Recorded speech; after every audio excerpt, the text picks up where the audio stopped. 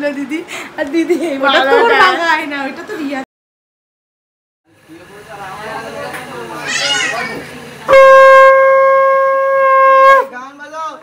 জানি ভালো 100 টাকা দান করিল। হাই এভরিওয়ান, তোমরা সবাই কেমন আছো? আশা করি তোমরা খুব ভালো আছো। আমিও ভীষণ ভালো আছি।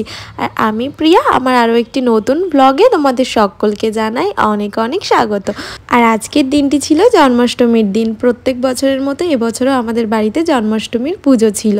তো আমি সকালবেলা ভুল একটু বেলার দিকেই গেছিলাম, ওই 12টা-1টা নাগাদ চলে গেছিলাম। স্নান টান করে এই বাড়ি থেকে রেডি হয়ে চলে গেছিলাম ওই বাড়িতে।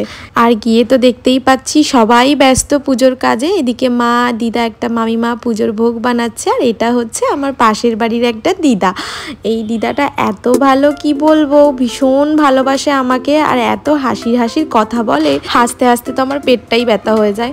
আর এই যে জামাগুলো দেখছো মুনমুন দেখাচ্ছে, এই জামাগুলো মামি কিনেছিল গপুদের জন্য। প্রত্যেক বছর সন্ধ্যাবেলা করেই অনেকগুলো গপু সোনা আসে আমাদের বাড়িতে, তো তার জন্যে ওদের সবাইকে একটা করে জামা গিফট দেবে, তো তার জন্যই মামি কিনেছিল। আমাকে দেখাচ্ছিল, দেখ জামাগুলো কেমন হয়েছে। জামাগুলো তো এত ছোট এত সুন্দর, কি বলবো, আমার তো ভীষণ ভালো লাগছিল জামাগুলো। তা আমি আবার বলছিলাম যে তুমি জামাগুলো পরিয়ে দেবে, যখন ওরা আসবে তখন নতুন জামা পরিয়ে দেবে। আর এদিকে ঠাকুরের এখানেরও এখনও মানে সাজানো গোছানো চলছে। বাবা, মামা, আরও একটা দাদু, ওরা সবাই মিলে এখানে প্যান্ডেলটার ওই পাশ দিয়ে যে কাজগুলো বাকি ছিল, ফুল টুল লাগানো, ওগুলোই কমপ্লিট করছিল। আর চলো, আমাদের মন্দিরের আগের ব্লগে তোমাদেরকে বলেছিলাম যে মন্দিরের রঙের কাজ হচ্ছিল, তো পুরোটা তখন কমপ্লিট হয়নি, এখন পুরোটা কমপ্লিট হয়ে গেছে। কিন্তু দেখো, প্যান্ডেলের জন্য আমি তোমাদেরকে সেই পুরো লুকটা দেখাতেই পারলাম না। ঠিক আছে, কোনো ব্যাপার না, পরের কোনো ব্লগে তোমাদের সাথে শেয়ার করব। আর এই দেখো আমাদের মন্দিরের ঠাকুরগুলো তোমাদেরকে দেখাই, চলো।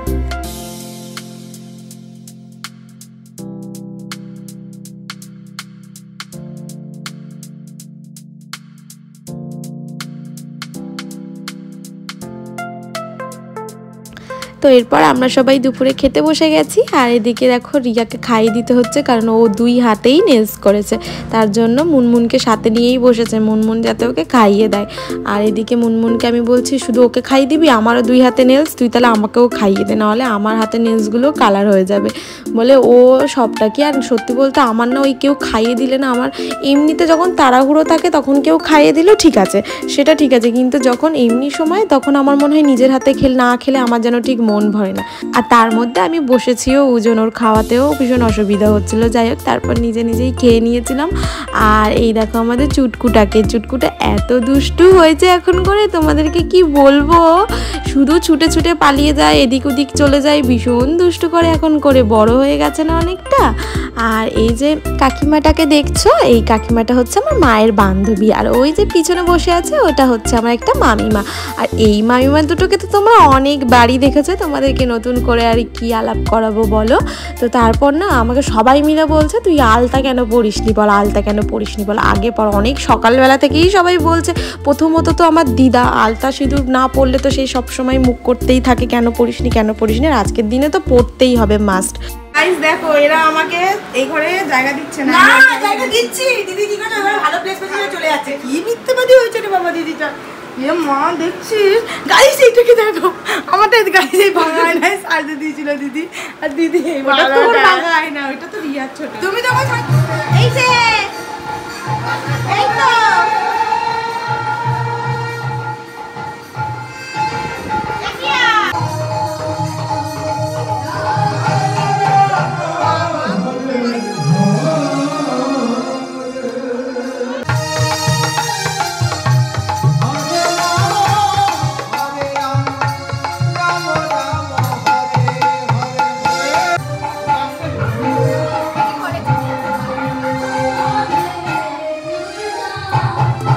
তো আমি তো রেডি হয়ে গেছি, আমি না সবাই রেডি হয়ে গেছি, দেখতেই তো পাচ্ছ। আর এখন হচ্ছে আমাদের গোপু সোনা কেক কাটবে।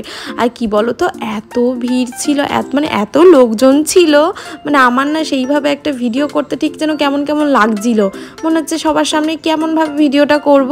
যাই হোক, একটু একটু করে ক্লিপ, এগুলো রিয়া আর মুনমুন মিলে, ওরা দুজন মিলেই আমাকে ভিডিওগুলো করে দিয়েছিল, তো সেইগুলোই তোমাদের সাথে শেয়ার করছি। আর এদিকে এই পুচকু তো এমনি সময় দুষ্টুমি করে ভীষণ, এমনি সময় সব কিছু হাত দেবে করবে, কিন্তু এই কেক কাটার সময় বাবুর একদম ভালো লাগছে না, সে তো কেক কাটতেই চাইছিল না, রীতিমতো হাত ধরে জোর জাবস্তি করে কেকটা কাটিয়েছিলাম। তো খাওয়ানোর সময় ওরকম দুষ্টুমি, সে তো খেলোই না কোনো মতে।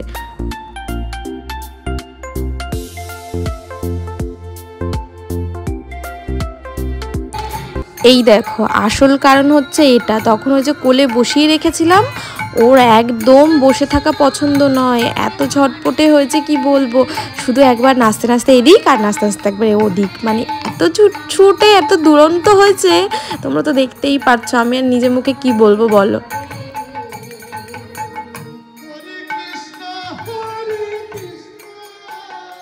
তো এরপর চলে এসেছি খাওয়া দাওয়ার দিকে। এদিকে এখানে ছোট ছিল, বাবা মামা সবাই ছিল খাওয়া দাওয়ার এই দিকটাতে, আর মামা এই যে সবার জন্য এখানে খাবার তুলে তুলে দিচ্ছিল, আর এখন হচ্ছে আমি খেতে বসে গেছি। এখন এটা অনেক রাত্রের দিকেই, কারণ সবার তখন খাওয়া দাওয়া হয়ে গেছিল।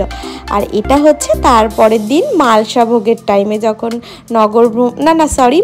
নগর ভ্রমণে যখন বেরায়, তো সেই সময়টা এটা। আর এই যে মা এখানে সবাইকে ধরে ধরে আবির মাখিয়ে দিচ্ছে বেশি বেশি করে, কাউকে কম, আর যাকে ধরে মাখাচ্ছে তো একদম ভর্তি করে মাখিয়ে দিচ্ছে, দেখো না কি করছে শুধু।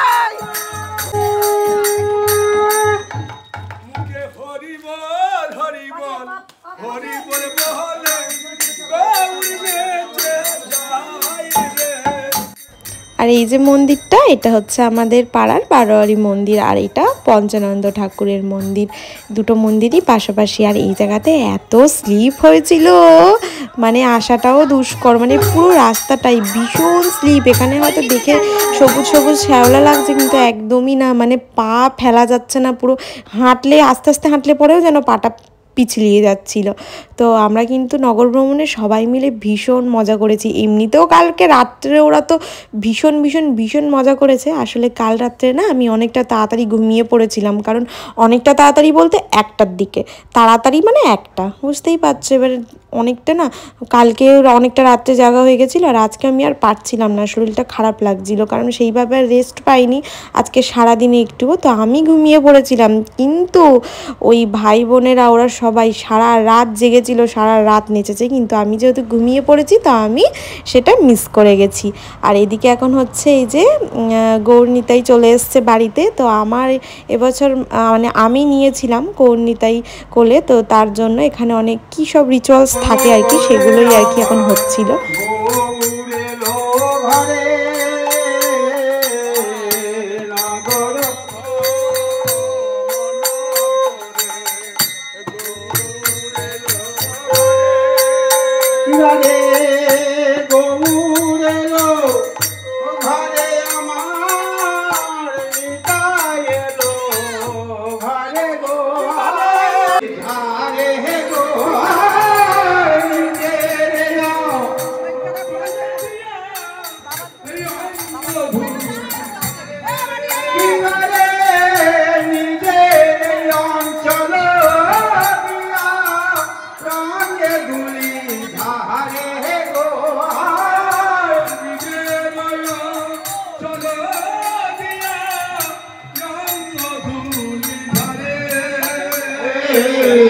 নগর ভবন করে আমার গৌরেলো ঘরে নগর ভবন ঘরে বসে নাম সোহনামি হাত পেতে দেব লাগো ঘরে বসে নাম সোহনামি ইয়ার তো যেতে দেব লাগো আর খোল করতা আয়াছো গৌরে থাকবা গৌরে বিদায় করোনা বলি কোথায় আছো আরা বিনা মানে ধরিও চটিসিমা পিসিমা বলি পিসিমা আমার তানি ভালো ইয়াছো টাকা দান করিও পিসিমা পূর্ণ হবে হরি হরি বল পিসিমা বলো